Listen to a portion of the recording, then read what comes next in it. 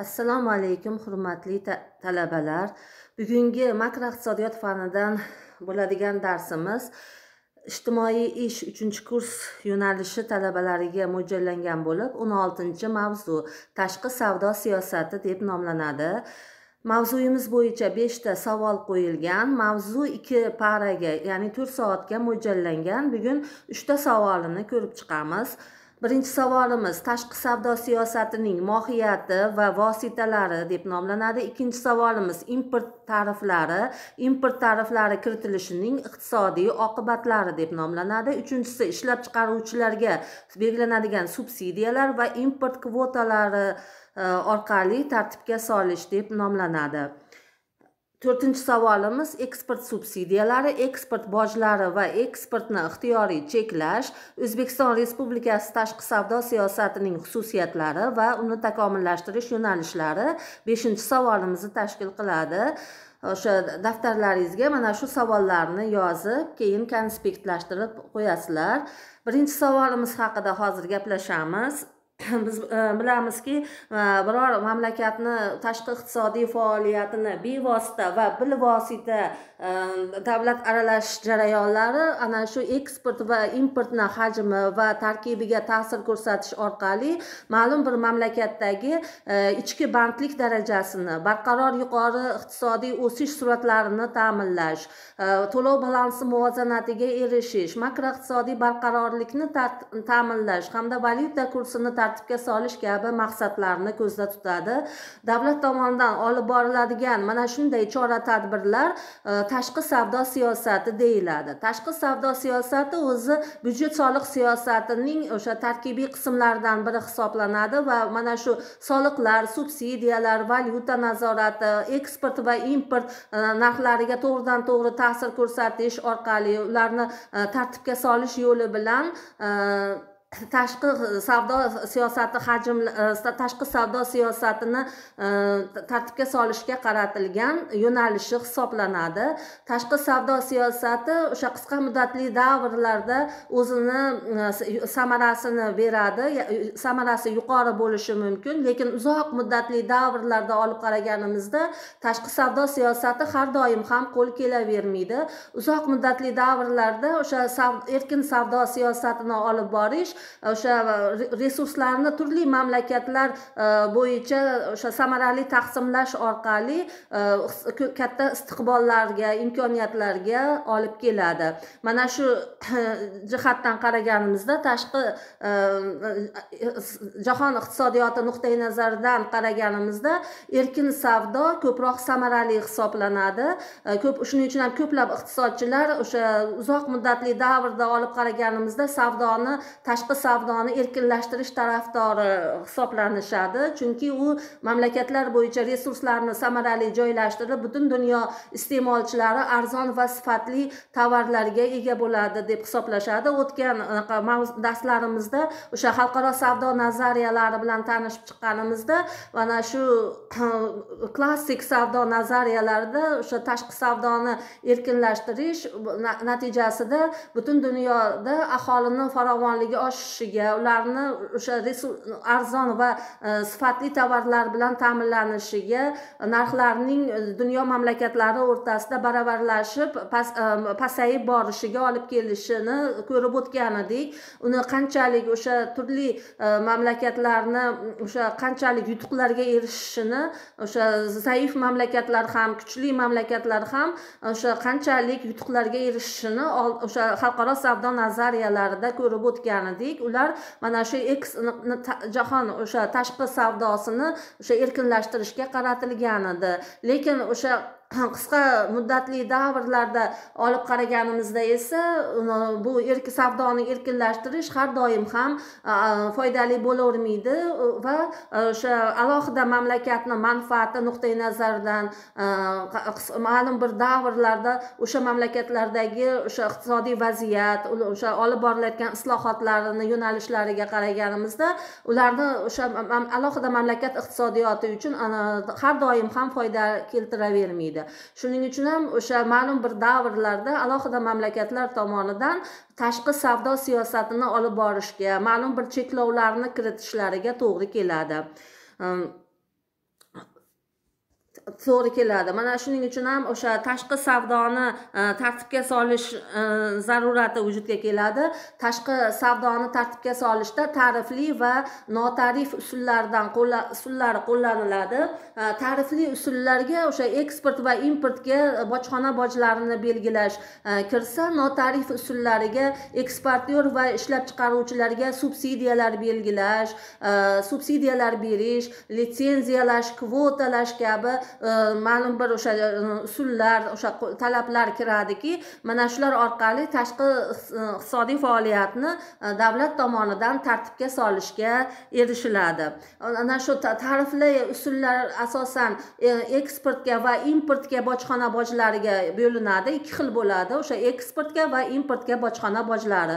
Tarifli usullar ko'p hollarda mana shu davlat byudjetini to'ldirish yoki davlat byudjetini to'ldirishga yoki tashqi savdo oqimlarini, tashqaridan kirib kelayotgan tovarlar oqimlarini tartibga solishga yo'naltirilgan bo'ladi. Ma'lum bir maqsadlarga yo'naltirilgan bo'ladi. Masalan, import bojlari asosan davlat byudjetini to'ldirishga va mamlakat ichkarisiga, ichki bozoriga tashqaridan kirayotgan tovarlar oqimini tartibga solishga qaratilgan bo'lsa, eksport bojlari esa mamlakat ichki bozorida ma'lum turdagi tovarlarni taklifini o'sha talab yuqori bo'lgan tovarlar taklifining cheklanib qolishini oldini olishga qaratilgan bo'ladi. O'sha iste'molini yaxshi borishini ta'minlash uchun eksport va importlarga o'sha ichki bozorni himoya qilish maqsadida, chetga chiqib ketib qolmasligi uchun, o'sha milliy iste'molchilarning manfaatini ko'zlagan holda eksportga o'sha bojlar belgilanadi. Endi bojxona bojlari, boj belgilanadigan mahsulotlar, bojxona bojlari belgilanmaydigan mahsulotlar, olib ketish yoki olib kirish taqiqlangan mahsulotlar va bir qancha o'sha boj stavkalarini o'sha taqsimlangan bir ro'yxati, mahsulotlar bo'yicha taqsimlangan ro'yxati bojxona tariflari deb yuritiladi. O'sha bojxona tariflari masalan ayrim o'sha mamlakat iqtisodiyoti uchun muhim bo'lgan taqchil bo'lgan tovarlar uchun bojlar kam stavkada belgilanishi mumkin. Asosan oziq-ovqat mahsulotlarini chetga chiqib ketishini oldini olish uchun olib ketish taqiqlangan mahsulotlar ro'yxatiga kirishi mumkin.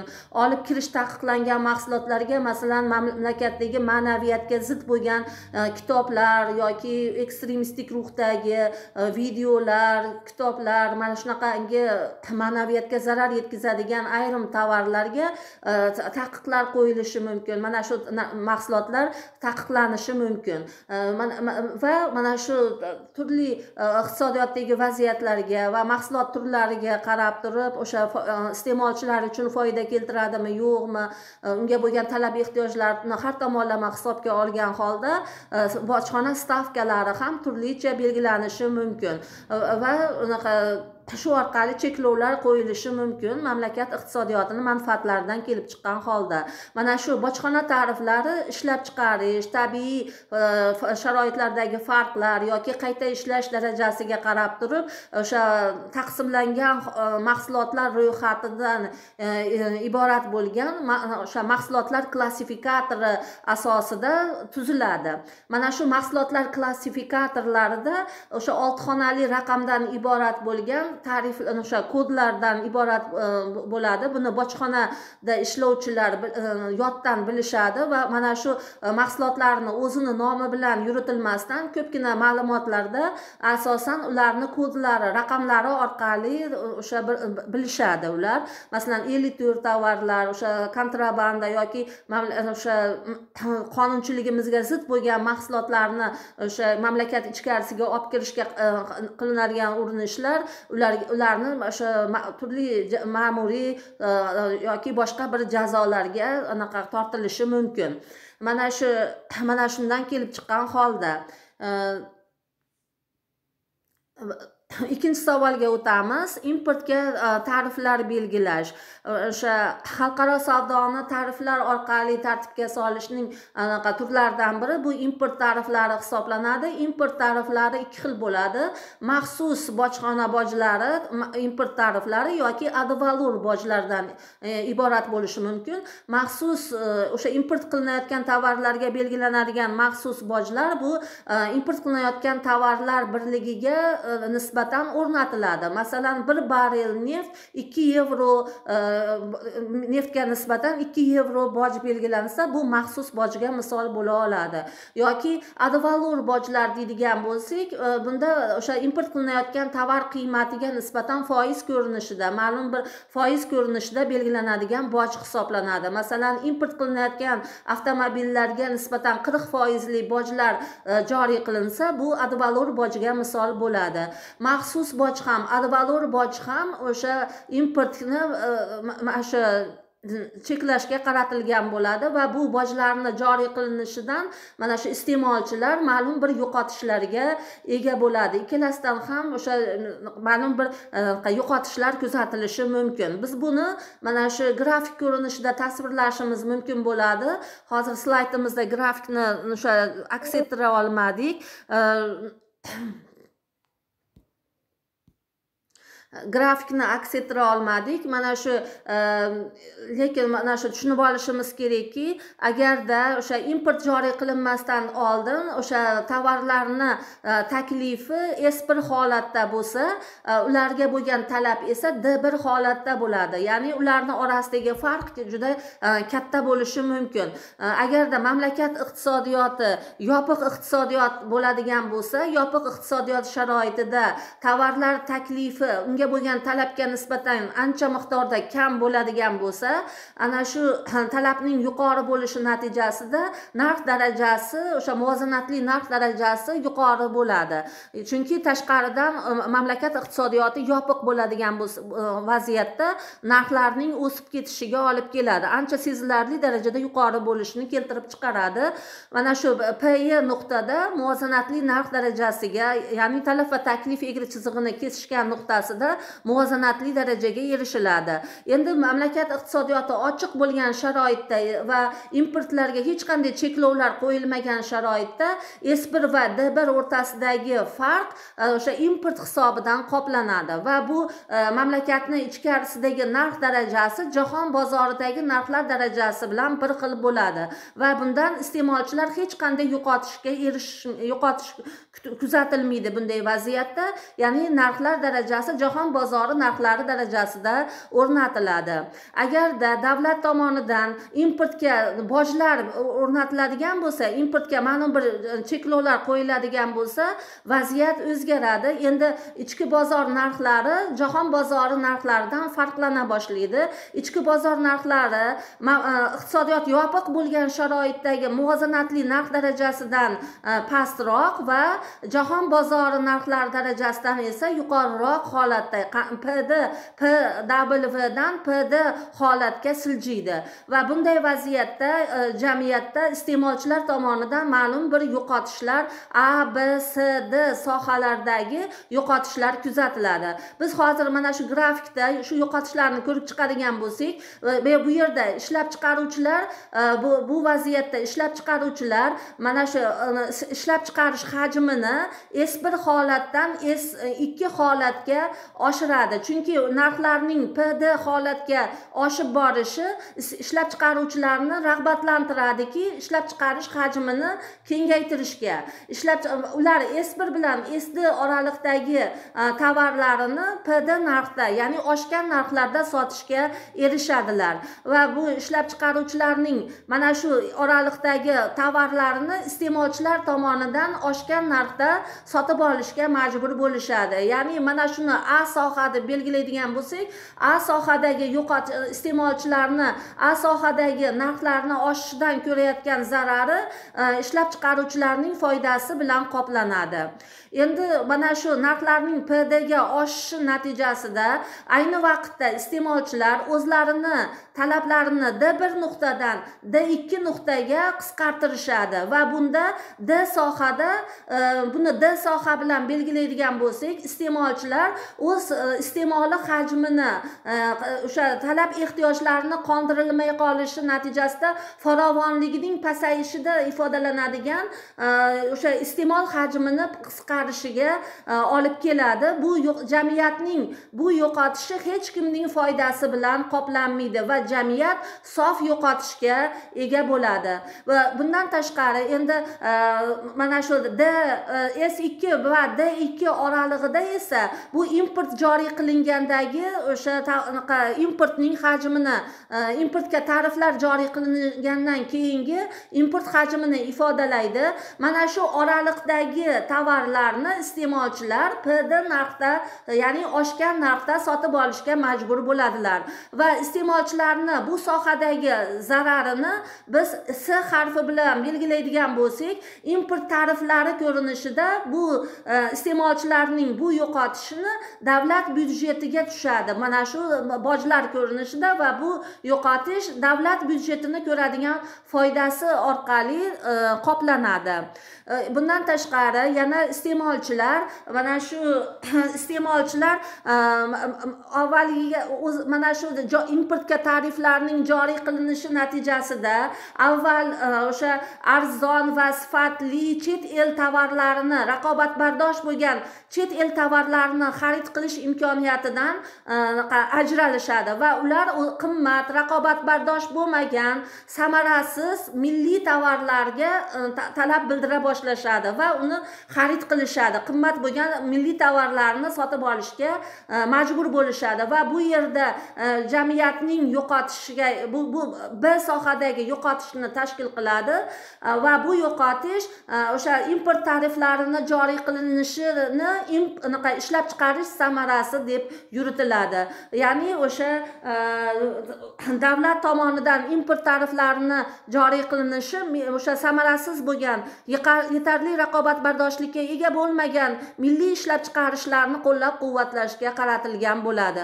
Jamiyatni import tariflarini joriy qilinishidan ko'radigan A, B, C, D sohalardagi yo'qotishlaridan biz ishlab chiqaruvchilarni A sohasida ko'radigan foydasi va davlat byudjetini C sohada ko'radigan foydasini chegirib tashlaydigan bo'lsak, davlat B va D sohalarda sof yo'qotishga ega bo'ladi.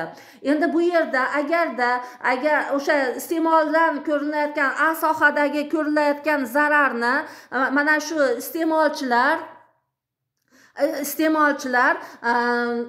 A sohadan ko'rilayotgan zararni agarda o'sha qo'llab-quvvatlanayotgan tarmoqdagi ishlab chiqaruvchilardan iborat bo'ladigan bo'lsa, dividend ko'rinishida ma'lum darajada A sohada ko'rilayotgan zararni qoplab olish imkoniyatiga ega bo'ladilar.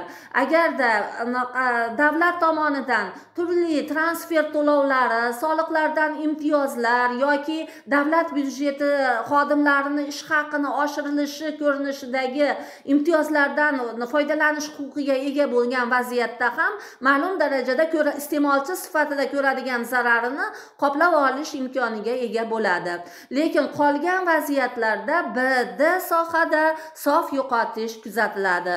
Lekin bunda ham o'sha BD sohadagi sof yo'qotishni valyuta kursi tebranishlaridan qoplab olish imkoniyati mavjud bo'ladi.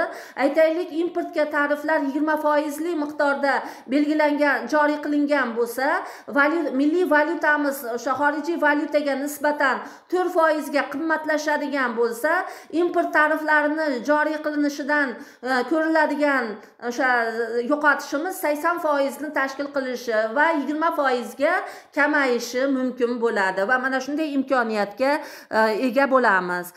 Mana shu mamlakat iqtisodiyotining holati, xususiyati va qo'yilgan maqsadlarga asoslangan holda o'sha tariflar kiritilishi kerak bo'ladi. Uchinchi savolga o'tamiz. Ishlab chiqaruvchilarga subsidiyalar va importni kvotalar orqali tartibga solish. Milliy ishlab chiqaruvchilarni xorij raqobatdan qo'llab-quvvatlashning yana bir boshqa yo'llaridan biri bu ishlab chiqaruvchilarni subsidiyalar orqali rag'batlantirish hisoblanadi. Bu subsidiyalar deganimizda davlat byudjetidan qaytarilmaslik shartlari bilan ma'lum bir ish tarmoqlarini qo'llab-quvvatlash maqsadida byudjetdan ajratiladigan o'sha moliyaviy mablag'lar, moliyaviy yordam sifatida qarashimiz mumkin. Davlat ma'lum bir tarmoqlarni ishlab chiqarishini o'sha o'zini oqlamaydi, xarajati katta va buni tadbirkorlar o'zlari o'sha xarajati katta bo'lgani, foyda kam bo'lishi natijasida bu tarmoqda faoliyat ko'rsatishni xohlamasliklari mumkin. Davlat esa mana shu jamiyat uchun mana shu tarmoqlarni ahamiyatidan kelib chiqqan holda subsidiyalar orqali rag'batlantiradi va o'sha ko'riladigan xarajatni ma'lum bir qismini davlat qoplab beradi va bu o'sha tarmoqdagi tadbirkorlarni samarali faoliyat ko'rsatishini ta'minlab beradi. Bu jihatdan o'sha ma'lum bir ishlab chiqarishlarni qo'llab-quvvatlash nuqtai nazaridan qaraganda mamlakat iqtisodiyoti uchun ishlab chiqarishga subsidiyalarning joriy etilishi va qo'llab-quvvatlanishi muhim ahamiyatga ega bo'ladi.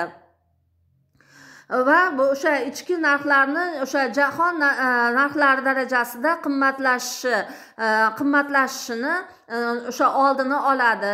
Ya'ni arzon mahsulot narxini, tan narxini arzonlashishiga va raqobat bardoshligining oshishiga olib keladi.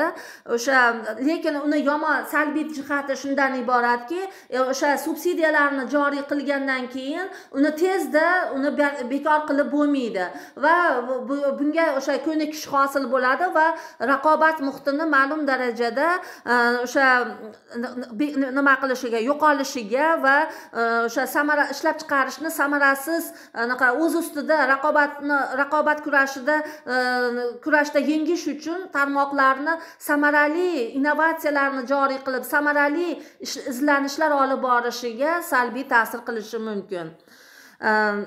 Jahon amaliyotida tashqi iqtisodiy faoliyatni tartibga solishni bilvosita usullariga qaraganda bevosita usullardan kengroq foydalaniladi. Bevosita usullar bu to'g'ridan to'g'ri cheklashga qaratilgan bo'ladi. Bular ma'muriy, qonunchilik orqali me'yoriy huquqiy ko'rinishdagi bevosita tartibga solish usullari bo'lishi mumkin.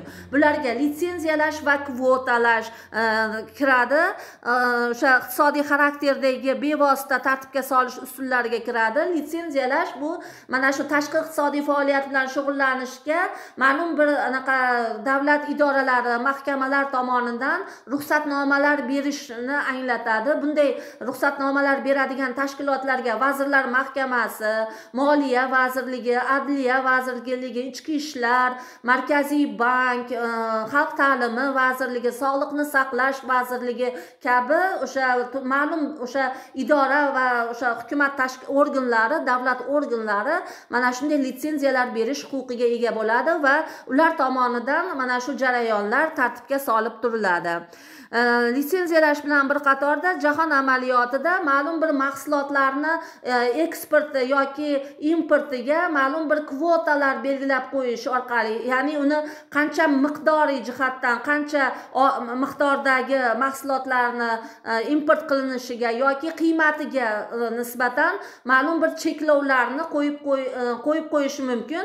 Bundan tashqari mahsulotlardan tashqari ishchi kuchiga nisbatan ham kvotalar belgilanishi mumkin. Masalan, Koreyaga, Rossiyaga mana shuncha, O'zbekistondan shuncha mutaxassisdan mana shuncha miqdorda kerak deb ma'lum bir cheklov qo'yib qo'yishi mumkin. Bu o'sha o'zini milliy ishchilarini o'sha qo'llab-quvvatlash maqsadida chet eldan kirib keladigan ishchilarga nisbatan ma'lum bir cheklovlarni o'rnatib qo'yilishi mumkin yoki ayrim mahsulotlarni milliy ishlab chiqarishni qo'llab-quvvatlash maqsadida ayrim mahsulot turlariga, tashqaridan kirib keladigan mahsulotlarga ma'lum bir o'sha kvotalar belgilab qo'yish mumkin yoki xomashiyoni, eksport qilinayotgan xomashyolarni o'sha cheklash maqsadida ma'lum bir resurslarni, qimmatli resurslarni cheklash maqsadida ham kvotalar belgilanishi mumkin. Bularni hammasi o'sha mamlakatni milliy iqtisodiyotini xorij raqobatidan himoyalash va milliy ishlab chiqaruvchilarni qo'llab-quvvatlash maqsadida amalga oshiriladi. Masalan, o'sha muhim bo'lgan o'sha xalq iste'moli mahsulotlarini o'sha iste'mol darajasini qo'llab-quvvatlash uchun mana shunday cheklashlar joriy qilinishi mumkin. Import kvotalari erkin raqobat sharoitiga ko'proq mos keladi. Tariflarga nisbatan kvotalarni joriy qilishdan ko'riladigan farovonlikdagi yo'qotishlar ikkita holatda katta bo'lishi mumkin. Birinchidan, kvotalar mahsulot import qilayotgan milliy ishlab chiqaruvchilar yoki xorijiy firmalar monopol hukmronligi darajasini oshirgan vaziyatda. Ikkinchidan, importga litsenziyalar samarasiz joylashtirilsa zarar ko'rishi mumkin. Bojxona tariflarini kiritishni yoqlovchi mutaxassislar ham mavjud, ya'ni o'sha bevosita usullarni qo'llagan ma'qulmi yoki bilvosita usullarnimi deb. Bunda o'sha bojxona bojlarini kiritishni ahamiyati u mamlakatni milliy sanoatini mudofaa qilish, samarali himoya qilish, xorij raqobatidan samarali himoya qilish imkoniyatini beradi. Ikkinchi tomondan o'sha milliy ishlab chiqaruvchilarni qo'llab-quvvatlansa, o'sha milliy korxonalarimiz faoliyati kengayib boradi. Bu esa mamlakatdagi ishsizlik muammosini hal qilish imkonini beradi, bandlik darajasini oshirishiga olib keladi va bu esa ularni o'sha talabini, farovonligini, daromadlar darajasini oshishini rag'batlantiradi. Bu esa sof eksportimiz hajmini oshishiga, ya'ni milliy mamlakat ichkarisidagi aholini ehtiyojlarini qondiribgina qolmasdan, balki chetga ham tovarlar eksportini yo'lga qo'yish imkonini beradi.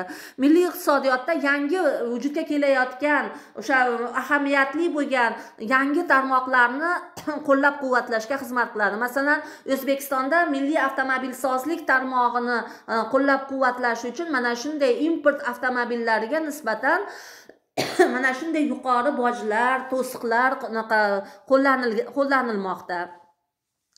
Bundan tashqari davlat byudjetini to'ldirishida imkoniyatini ham beradi.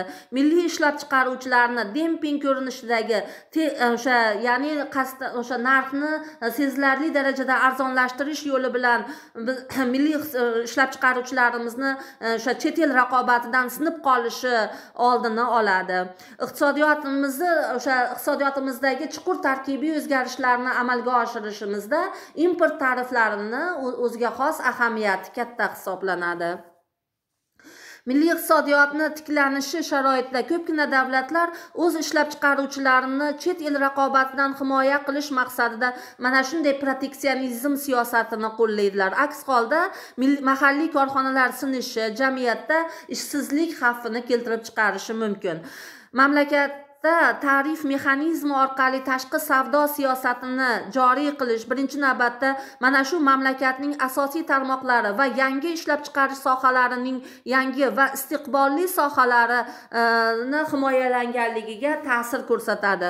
Masalan, O'zbekistonda avtomobilsozlik mana shunday istiqbolli sohalardan biri hisoblanadi va tarifli qo'llab-quvvatlashga muhtoj hisoblanadi. Masalan, misol ko'rinishida tarmoqlarni samarali himoyalash holatini ko'rib chiqadigan bo'lsak, masalan aytaylik, avtomobillarga davlatda 40% o'sha import tariflari joriy qilinsa, bitta avtomobilning narxi $10,000 tashkil qiladigan bo'lsa, tarifning joriy qilinishi uni narxini $14,000 baholanishini olib keladi. Aytaylik, mana shu $10,000 tovarni ishlab chiqarish uchun talab qilinadigan ehtiyot qismlar $7,000 tashkil qiladigan bo'lsa, tarif joriy qilinishidan oldin qo'shilgan qiymat $3,000 tashkil qiladi. Aytaylik, mana shu avtomobillarga ehtiyot qismlarga 25% import tariflari joriy qilinadigan bo'lsa, bu 25% o'sha 1,750 dollarni tashkil qiladi va xarajatlar 7,000 bo'lsa, jami xarajatlar $8,750 tashkil etadi va qo'shilgan qiymat hajmi import importga tariflar kiritilgandan keyingi qo'shilgan qiymat hajmi $5250 tashkil etadi. Ya'ni 4000 dan 1750 da ayirib olsak, $2250 nimani qo'shilgan qiymatni o'sha 3000 tarif joriy qilinishidan avvalgi qo'shilgan qiymatga qo'shadigan bo'lsak, $5250 qo'shilgan qiymatga yaratilishiga olib keladi. Endi sohani samarali qo'llab-quvvatlash formulasi shundan iboratki, importga tariflar joriy qilingandan keyingi qo'shilgan qiymatdan tariflar joriy qilingungacha bo'lgan qo'shilgan qiymatni ayirib, tariflar joriy qilingangacha bo'lgan qo'shilgan qiymatga bo'lib yuboramiz. Mana shu orqali hisoblaydigan bo'lsak, 75% ni tashkil etadi. Demak, bu avtomobil sozlik sohasi davlat tomonidan 40% o'sha avtomobillarga bojlarni belgilanishi va ehtiyot qismlarga 25% boj belgilanishi orqali 75% ga avtomobil sozlik sohasi samarali himoya qilinmoqda. Proteksionizm siyosatini muhim tamoyili davlat tayyor mahsulotlarga bojni ko'tarish va yarim tayyor mahsulotlarga esa uning miqdorini pasaytirish orqali tarmoqning haqiqiy himoyalanganligini oshirishida ko'rinadi. Agar mamlakatlar bojxona ittifoqlariga birlashsa, ma'lum darajada kelishuvlarga erishsa, bojxona tariflari barcha ishtirokchi mamlakatlar uchun ularning savdo munosabatlarida yagona bir xil bo'lib qoladi. Bojxona tariflari miqdori alohida mamlakatlar iqtisodiyotida va jahon xo'jaligida yuz berayotgan jarayonlar ta'sirida yuzaga keladi. Jahondagi importga bojxona bojlarini pasayish tendensiyasi bugungi kunda kuzatilib bormoqda va bu ikki tomonlama va ko'p tomonlama muzokaralar asosida mamlakatlar tomonidan rag'batlantiriladi va nazorat qilinadi. Va bojxona bojlarini joriy qilishni qo'llab-quvvatlovchi fikrlar ham mavjud. Bular sanab o'tilgan natijalarga boshqa usullar bilan kamroq yo'qotishlar hisobiga erishish mumkin ekanligini ta'kidlashadi va bu fikrlar qaysidir darajada asoslidir. Ya'ni birinchidan, import tariflarini joriy qilinishi natijasida iste'molchilarni ahvoliga bevosita salbiy ta'sir ko'rsatishi mumkin. Ya'ni narxlar darajasini oshishi natijasida ularni o'sha talabini cheklovchi ta'sir ko'rsatadi talabiga. Import tariflarini kiritilishi oqibatida ular vositasida himoya qilinayotgan tarmoqlarda resurslardan samarasiz foydalanilishi va raqobatbardoshlikni oshirish bo'yicha olib boriladigan harakatlarni ma'lum darajada cheklab qo'yishi mumkin. Uchinchidan olganimizda tariflarni kiritish va ular stavkasini belgilash masalasida mamlakatning imkoniyatlari xalqaro bitimlar bilan cheklangan bo'ladi. Ya'ni xalqaro miqyosda kelishuvlar bo'lsa, shu bilan cheklangan bo'ladi. Buni ko'p darajada o'sha Umumjahon savdo tashkiloti tomonidan tartibga solinadi. Mana shu bojxona bojlari, tarifli usullar Umumjahon savdo tashkiloti tomonidan o'sha ma'lum bir talablar orqali tartibga solib turiladi. Notarif usullariga esa tarif usullari alohida mamlakatni milliy qonunchiligi orqali tartibga solinadi va Umumjahon savdo tashkiloti unga aralasha olmaydi va bu o'sha unga a'zo bo'lish va faoliyatini jahon miqyosida kengaytirib borish, tashqi savdosini kengaytirib borish imkoniyatlarini cheklanishiga olib keladi. Qolgan savollarimizni keyingi darslarda ko'rib chiqamiz. E'tiboringiz uchun rahmat.